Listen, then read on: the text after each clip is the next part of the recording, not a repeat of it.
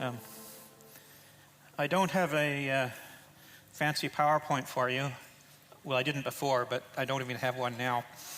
I'm going to talk about methodological naturalism, and maybe that term we should first get clear what it means before we talk about whether it's justified.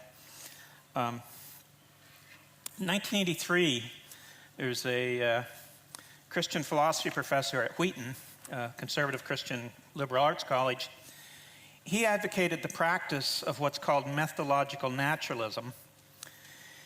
And he said that whatever your metaphysical beliefs, whatever your beliefs about ultimate reality, you should never, ever posit anything but a natural cause for an event that takes place in the world.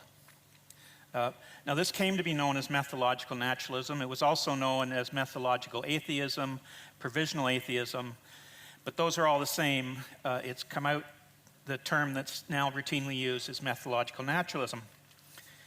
And there are many, many people that accept methodological naturalism, both people who are metaphysical naturalists, who are atheists, and there are many Christians who would accept it, many theists who would accept it. And the idea is that it allows people who have different worldviews to come together and be able to do science all together. And the idea is that it's metaphysically neutral. That is to say that all you're doing is adopting a certain method. You're not making any claims about reality. Now, something I'm going to argue is that that's an illusion. I don't think that what one thinks about the nature of reality can be neatly separated from the methods one uses to investigate it. And I'll say that again. What one thinks to be the nature of reality cannot be neatly separated from the methods one uses to investigate it. So, for example, if you think God exists, well, it seems at least conceivable that God might make his presence known. If, on the other hand, your metaphysical view is that God doesn't exist, it's inconceivable. So we should ask ourselves, can our method be divorced from what we think to be ultimately real? Now, a second reason I think to be suspicious of methodological naturalism is there is something that philosophers talk about, and it's called the demarcation problem. And that's technical jargon. What has happened is that we give science an incredible amount of authority. So much so that if something is termed unscientific, or even worse, pseudoscientific, then we think iffy whether we should accept it. If, on the other hand, it is deemed as scientific, then we see that as having a lot of authority. But when people began to question or ask the question, well, exactly what is science? They found that incredibly hard to answer. If you want a nice, neat distinction between science and non-science, actually, most philosophers would say that's impossible. You might say, well, what about scientists? Well, scientists aren't the really best people to ask here because they just go around doing science. They don't think too hard about what is it that makes science science. If I'm studying seals off the coast of Newfoundland, I'm interested in the seals more than I'm interested in distinguishing science from non-science. So it happens very often that when people raise this demarcation issue, they're raising it for what one philosopher called a weapon of war. So we don't typically ask, for example, whether engineering is a science. I know they did on the Big Bang Theory, like Sheldon would say that Horowitz wasn't a real scientist because he's just an engineer. But we don't raise that question of, is it really science, except when we have a certain goal in mind. And very often that goal is discrediting. So, for example, many, many times, people talking about intelligent design, they're dismissed not on the basis of their arguments, but on the basis that what they're doing is not science. Now, really, that shouldn't worry us, because we should ask just, are they giving us good arguments? But scientific has come to mean reasonable, and unscientific has come to mean unreasonable. So, I think that if we're going to adopt methodological naturalism, and just to tell you my conclusion, so if you leave, you'll know, I don't think we should adopt it.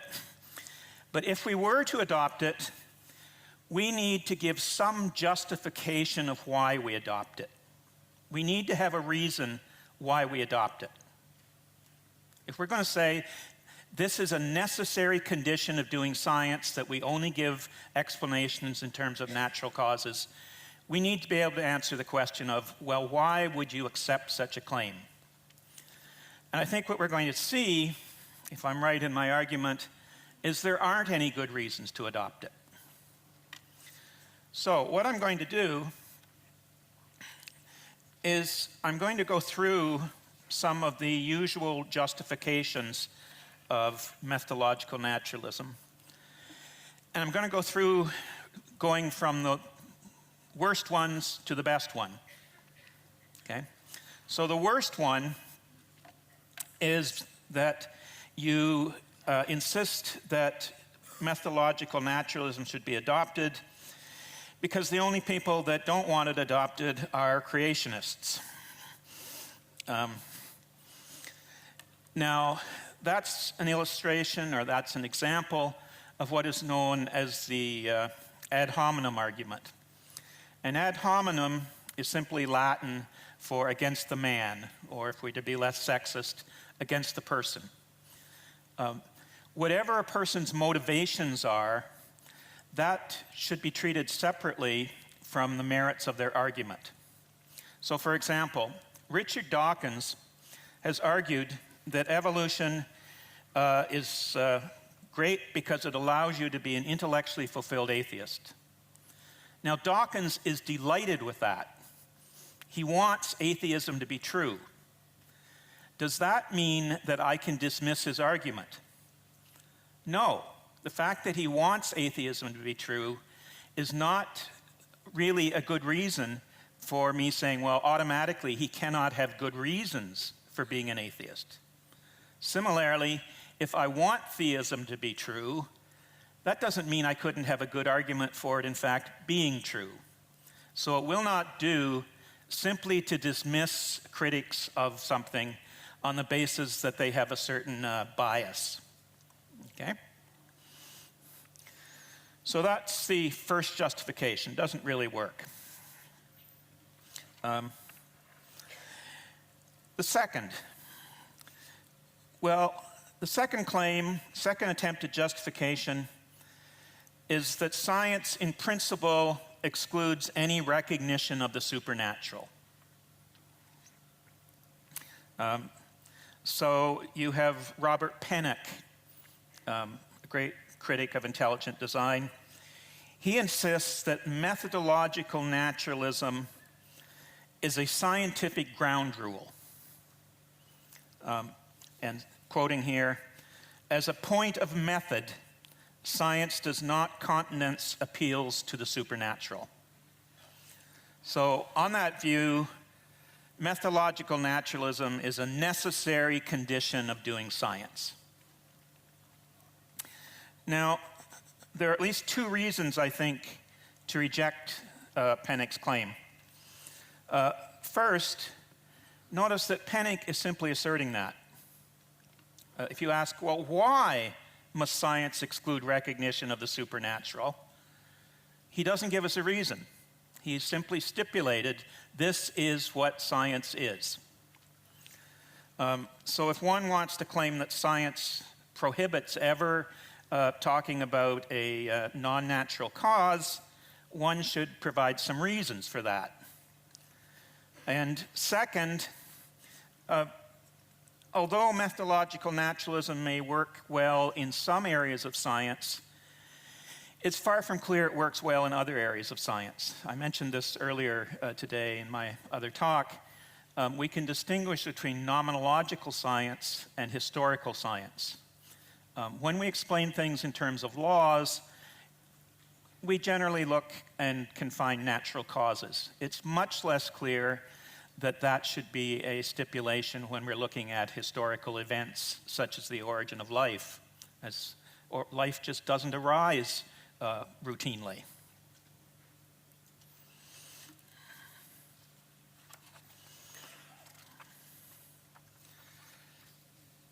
Okay, a third justification, and this one again goes back to Robert Pennock.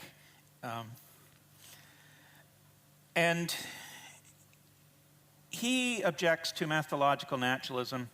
He says, well, if you don't presuppose naturalism, then you're simply stuck with a chaotic universe. So quoting here from him, he writes, well, God, if we let God into the picture, God might simply zap anything into or out of existence. In any situation, any pattern or lack of pattern of data is compatible with the general hypothesis of a supernatural agent unconstrained by natural law. He goes on to say, you can't live simultaneously in a world of natural causation and of miracles, for if one miracle can occur, there is no limit. And at every instant, all physical regularities may be ruptured and a totally unforeseeable set of events may occur. This seems to be kind of a nose of the camel argument. You let God poke his nose into the tent, and pretty soon the whole camel's going to be in the tent and nothing's going to work. Well, again, 2 points. There seems quite a confusion in suggesting that how you choose a certain methodology determines whether, in fact, the universe is chaotic. Whether or not the universe is chaotic, it's going to be chaotic or ordered independently of the methodology we choose. It isn't our methodology that creates an ordered universe. Okay. And along these lines, and this goes back to our first talk Friday night, here's a nice quote from a Christian philosopher at Calvin College, Del Ratch. He notes, science works only in a very particular sort of reality and only with a very particular sort of conception of reality. The requisite picture of a comprehensible, intelligible, uniform, predictable, even beautiful cosmos which can in principle make sense to finite minds like ours when observed via perceptual faculties is a picture of a cosmos structured like a creation. Although details are disputed, that Christian doctrines of creation and of divine voluntarism, that is to say God's freedom, provided a hospitable home for science, those roots of science, they're not in dispute. Science developed in a Christian context. So at least historically, it's very clear that belief in the reality of supernatural causation did not hinder the development of science. So when Pennock says, well, look, if you're prepared to admit miracle or supernatural intervention, if you're prepared to admit that, then you simply couldn't study nature. Well, it'd be interesting if you went back and read the works of Robert Boyle, the father of chemistry. Boyle was a hugely influential scientist. Boyle was also extremely interested in miracle. He didn't feel that recognizing divine agency in nature precluded being able to study nature. Second, this idea that if you admit supernatural agency, then anything goes, that, God may go around zapping things. What God wills although God is free, what God wills is going to be in accord with God's nature. Okay? So when we talk about God doing things, we're talking about God doing things, and we understand that God has a certain nature. That nature is not going to be just something that wants arbitrary and chaotic conditions in the world. So here's a nice quote from Evan Fales, who is actually an atheist. He comments, "It does not follow from the fact that God is a free agent that his purposes and behavior, including the occasional performance of a miracle, cannot be made intelligible or studied in systematic ways." Here might be an analogy. I can study how the motor works in my car. Whether or not that motor was zapped into existence 10 minutes ago, or whether an intelligent agent, a human intelligent agent, built it, I can study how the motor works. Okay? So when we come to talk of interventions, generally we're not talking about how nature works, but rather about the origins of things in nature.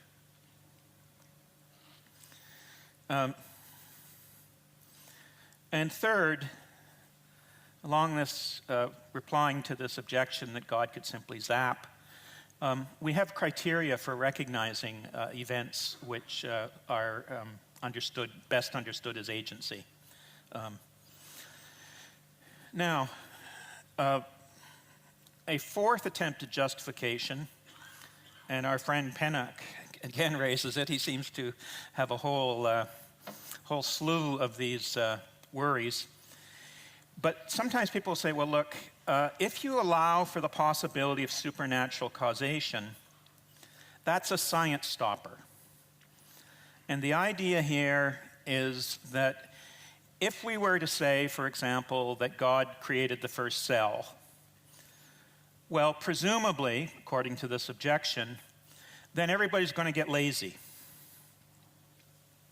And they're going to abandon the search for natural causes. So even if the search for natural causes could have been successful, we won't find it because we just said God did it. Well, in looking at that objection, we've already noted that the belief in supernatural agency did not hinder scientific development. Okay?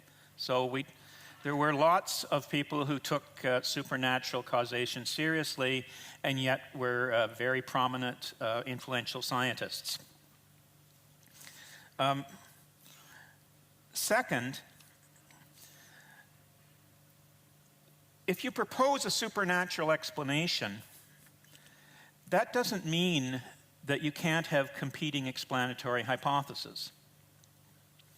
So, I believe in the resurrection, and I believe that God raised Jesus from the dead. Now, I haven't met many hardcore atheists that say, okay, he rose from the dead, but we're going to give a natural explanation. I just haven't met very many. But if a hardcore atheist wants to say that to me, I'm going to say, you have my blessing. Go look for a natural explanation and tell me when you've got one. And by the way, as we know more and more science, it gets harder and harder for you to give me that explanation. Okay? So accepting divine intervention, that doesn't mean that the conversation gets closed off. You can have naturalists doing all the scientific work they want, attempting to explain, say, the origin of life in natural causes. But why rule out the people who want to take the hypothesis of design seriously? And if, in fact, you have this methodological naturalism, if, as a matter of method, you are saying it's never appropriate to posit a non-natural cause or supernatural cause, notice what your method has committed you to. Just suppose, for instance, that God did create the first cell. If you're a methodological naturalist, you can't ever recognize that. And what that will mean is that no matter how implausible the explanation you come up with in terms of natural causes, no matter how implausible, how improbable that explanation is, you will be committed to some such explanation. So accepting methodological naturalism guarantees that if supernatural causes exist, they can never be recognized. Imagine that you were at the raising of Lazarus. Okay?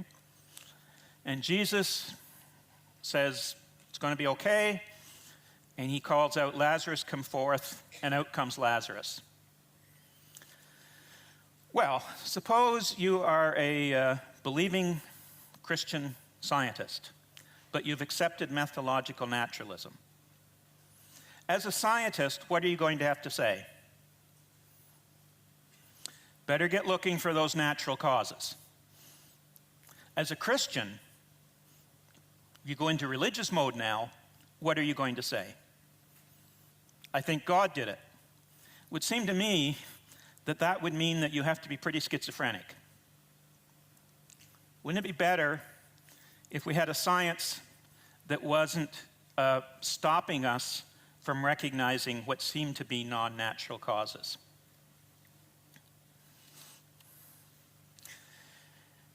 And it doesn't mean, by the way, that if you accept an event as a miracle, if later there does come a good explanation in terms of natural causes, you could say, well, I was mistaken. Better not say it too quick, though, because we want to know how good the natural explanation is.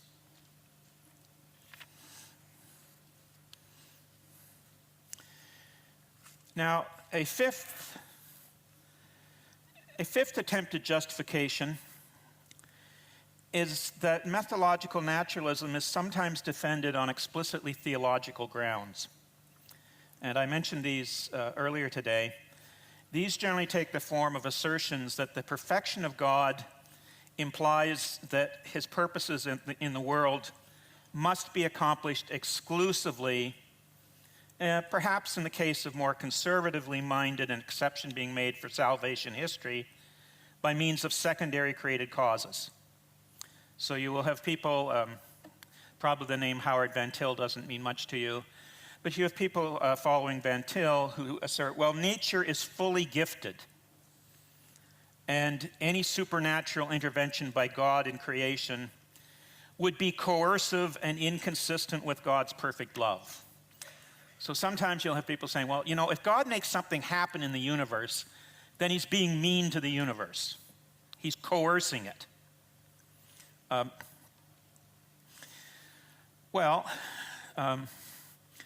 If I hang a picture on the wall, am I coercing the wall? Maybe the wall was designed to have a picture hung on it. God acting in the universe, to say that that's coercion, assumes that God shouldn't act in the universe. And again, we want to know, well, what's the justification of a person saying God shouldn't act in the universe?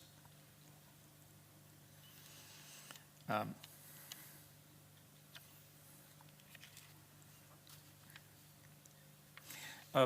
should also point out there that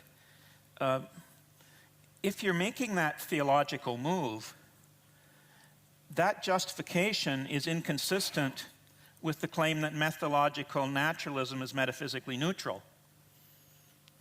Because what you're saying is this is the way God has to act. God has to act only instrumentally through secondary causes. And of course, that's much more than a method. That's a claim about how God has to conduct himself. Now, I come now to the justification that I think has the most force to it. And it's the claim that methodological naturalism is inductively justified. Now, induction is just a fancy word for us talking about how we reason from particulars to the general. We find that something has been successful in previous instances, and we say, well, we should keep on doing it. So, interestingly enough, people who have been writing around this issue have increasingly tended to defend it on the basis I'm going to talk about. And when I say these people have increasingly defended it, I mean both Christians who advocate methodological naturalism, or theists who advocate it, and secular metaphysical naturalists who advocate methodological naturalism. And that is, they say, well, people doing science have been very, very successful in finding natural causes for events. So we should just keep up with that practice. So rather than making methodological naturalism, rather than saying this is what science is by definition, or saying that this is an essential element of science, they've said, no, that's too strong, but we should nevertheless be methodological naturalists because look at the success that this method has given us. So, quoting here, there are no clear a priori reasons to exclude the supernatural from science. Rather, it is an empirically validated methodology and should be honored unless and until a better framework comes to the fore. Okay? Or, along the same lines, it can be accepted as a provisionary and empirically grounded attitude of scientists, which is justified in virtue of the consistent success of naturalistic explanation and the lack of success of supernatural explanations.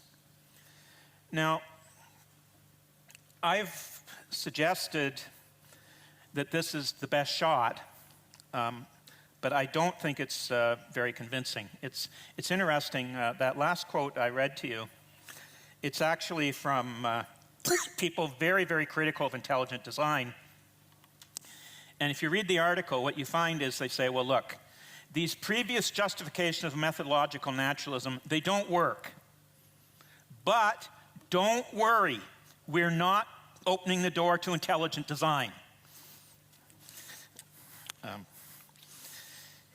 It's strange how many people, after they say something that seems to fit very well with taking intelligent design seriously, will then reassure you, but don't worry, we're not in that camp.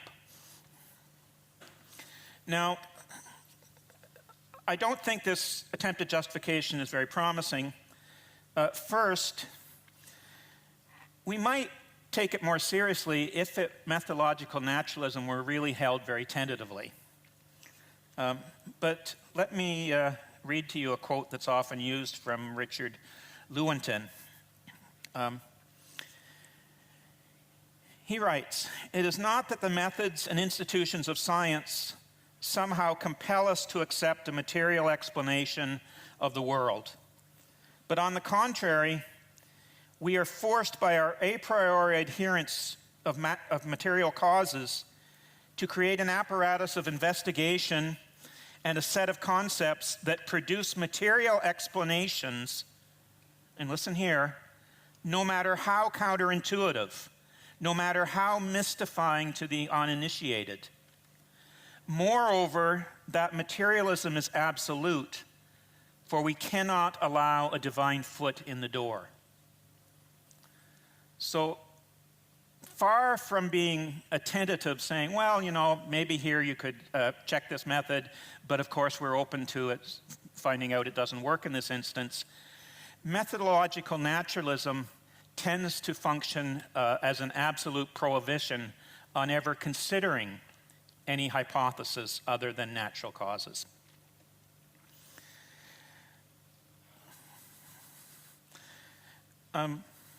Second, I want to go back to the distinction I drew between nomenological science and historical science.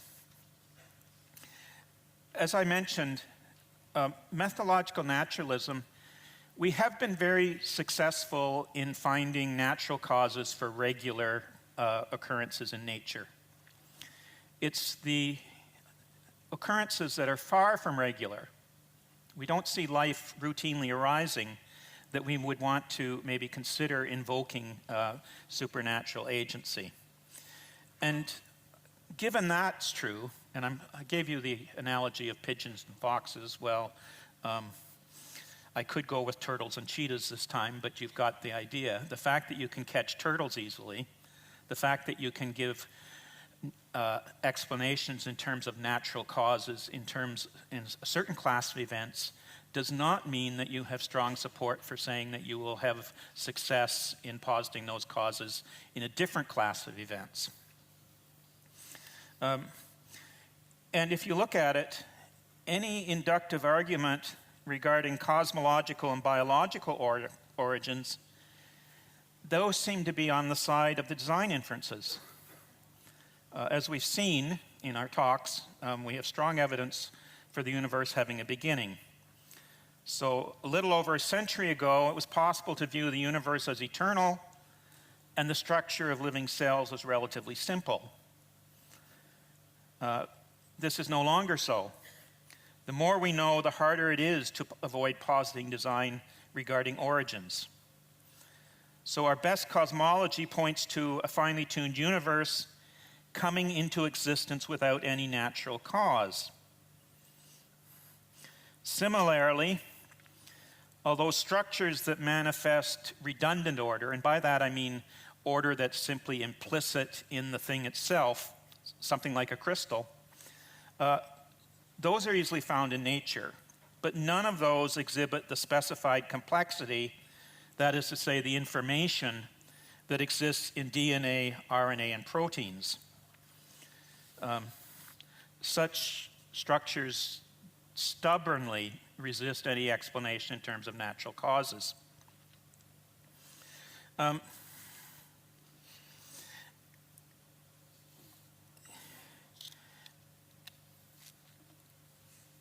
Further, we have scientific disciplines where design inferences are routinely made. Archaeologists, for example, are willing to identify primitive tools precisely on the basis that what they are looking at bears the type of structure we know to be produced by intelligence. It's been closed down now, but the SETI project, which was searching for extraterrestrial life, it was looking for life on the basis of whether or not there'd be signals from space that exhibit a pattern requiring intelligence. Now, I find that very interesting. It seems that we are okay with using design as a scientific explanation so long as we can put that design to attribute it to, say, human agents. It's only when the design would have to be attributed to a non-natural agent, and if you say, well, who might that be, the list gets pretty short. Okay? So appeals to design, they appear to be accepted as long as we have this naturalistic story of how intelligence could be explained, human intelligence could be explained by non-intelligent causes. Presumably the theory of evolution does this. But note, the question of whether an object is designed, that is to say, is the product of intelligent agency, is distinct from the question of the designer. Okay? Those are two different questions. Okay? So, recognizing design, we then can ask the further question, what is the identity of the designer? Okay? But if we can recognize design, then we should recognize design just as design. Now, if in looking at the second question we say, well, we know we couldn't have done it, that's not a reason to say we couldn't have recognized design in the first place. Let me give you a thought experiment. Suppose one goes to a faraway planet and find symbols on a cliff face that turn out upon inspection, this is my teeny weeny bit of math, okay? You've had lots more math, so don't get frightened. And you find on a cliff face the symbols, and when you interpret the symbols demonstrate the impossibility of trisecting the angle and doubling the cube. Now, those of you who know some math, I don't know why that's so important, but I looked it up and put it in as an example. You're not going to have any hesitation in identifying that mathematical proof as a result of intelligence. Okay? Now, you don't have any idea as to the identity of the agent responsible. And let's extend the thought experiment.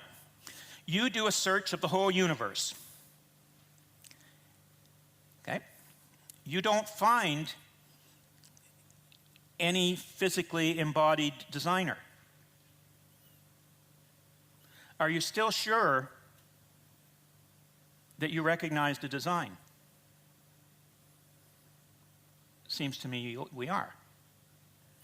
Even in human terms, like, well, I have my glasses off, so the exit sign tends to look pretty blurry, but I have no doubt that an exit sign was designed. What color hair did the designer have? I don't know. I don't know whether he had any hair at all, or she had hair. How tall was the designer? I don't know. Did the designer have a body? Well, I assume so. But if it turns out that the designer didn't, I still recognize that as designed. So the question of whether life is designed is independent of the question of who did the designer. Now, it's true, the recognition of design leads very quickly to the second question. But it's important that you realize they're two different questions. And it's noteworthy that the people in the intelligent design movement have said, well, what we're really looking at is, can we recognize design?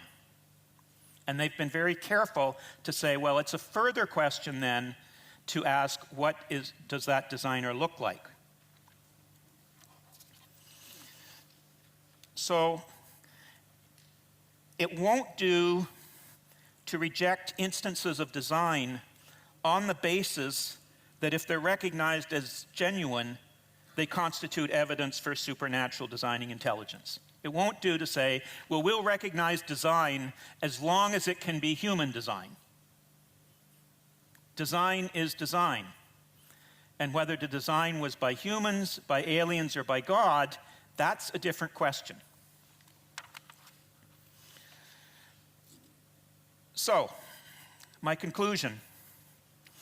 Well, I've argued that methodological naturalism, contrary to its proponents' claims, is not metaphysically neutral.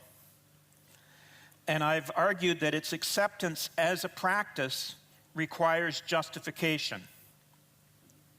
And I've also argued that attempts to justify it are failures. It can't be defended as a definition or as a self-imposed limitation of doing science, nor, even more modestly, as an inductively justified commitment to natural causes.